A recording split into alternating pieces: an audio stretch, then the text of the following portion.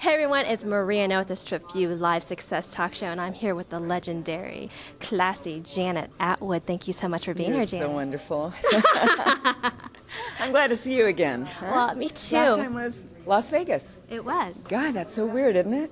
We used to do all the traveling, but now everybody comes to us eventually, so why go? Well, it's wonderful to be here. Well, you have achieved tremendous success in your life. For our viewers out there, I'd love for you to share a little bit of background of where you came from and what you're doing. Where I came from, let's see, South Pasadena. No, I'm actually a Valley girl, right? I actually had a really wonderful beginning. My mother and my father and my sister and my brother all loved me to pieces. I had an extraordinary relationship with my mom. It was so good that she would actually take me out of school to go and play with me. She'd lie to the principal and say, she has to go to the dentist, and then we go play together. And then at about 8 years old, she became an alcoholic, and my whole world cracked. Oh. And when my world cracked, I cracked inwardly, became very, very lost. And she ended up in alcoholics' homes, and I ended up just devastated. And at about 16 years old, I was physically molested. At 17, I was strung out on drugs. And at 18, I was riding with the president of the Oakland Hells Angels. And at 20, I said, Janet, you're going to end up just like your mom if you don't shift. And so I learned how to meditate. I learned transcendental meditation. And then I got really deeply into all of this transformational work. And this is many, many years ago. And from that, the rest happened. I have a New York Times best-selling book. I have 400 passion test teachers all over the world, and this year we plan to triple that number. I just created in Toronto last week a program called the Passion Test for Kids and Teens, where kids and teens come and we teach them how to align their friends, their peers, with their passions so that they can go out and share their gifts with the world.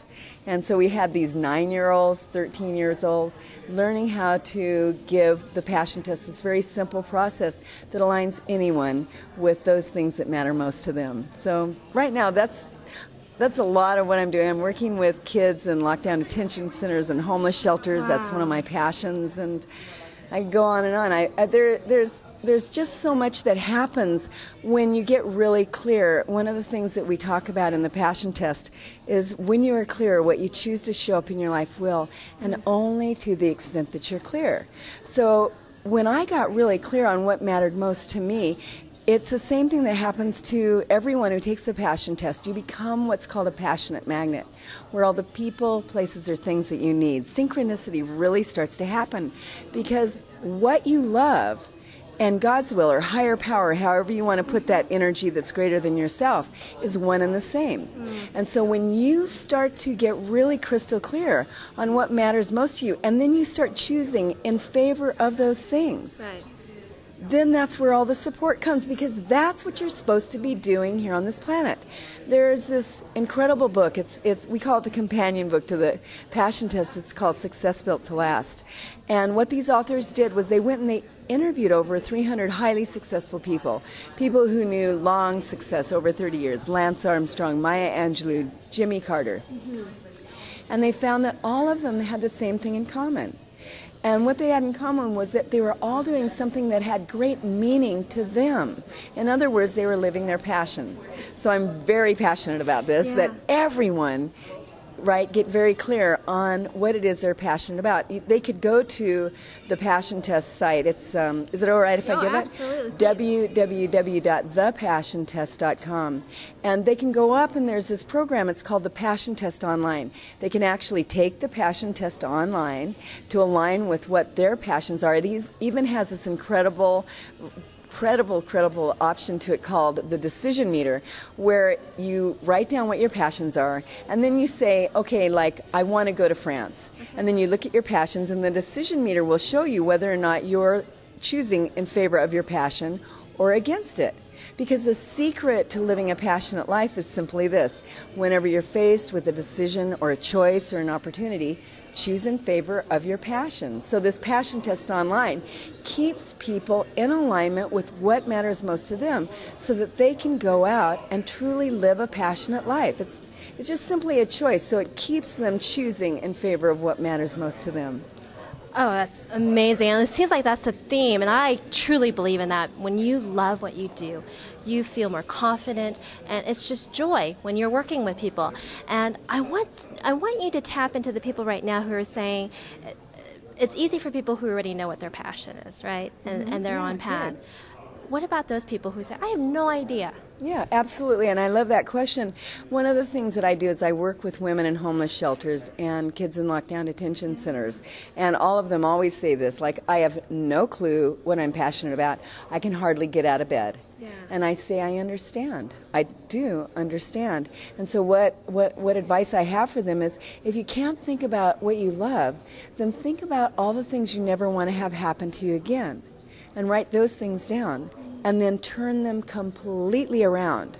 So for the women that I spoke to in homeless shelters, one of them said, I never want to end up on the street. And I said, so maybe your passion might be that you live in a beautiful home. And she said, yeah. And I said, yeah. So think of all the things you never want to have happen to you again, and then turn those around to being something that you'd really love to happen. So another one would be, I never want to be physically abused. So the opposite of that would be, I have a loving relationship, right? Yeah. Yeah. Great tips. Thank you so much. You're what welcome. Final words of inspiration or profound advice do you have for our audience? Well, the profound advice is just simply, you be you. And when I say you be you, what I'm talking about is that when you sit down and you start to get really clear on what matters most to you, don't think about what it is that anyone would think, what anyone would care about. Just think about what matters most to you, and then choose in favor of those things. That's the most biggest thing, because each and every one of us are here for a purpose. Each and every one of us has a gift. I interview top transformational leaders all over the world. They are no different from anyone else. The only difference, though, is that they've realized that all they have to do is tap into what it is that they love the most. And that's where all the support comes for them to go out and give their gifts and live their passions. So you be you.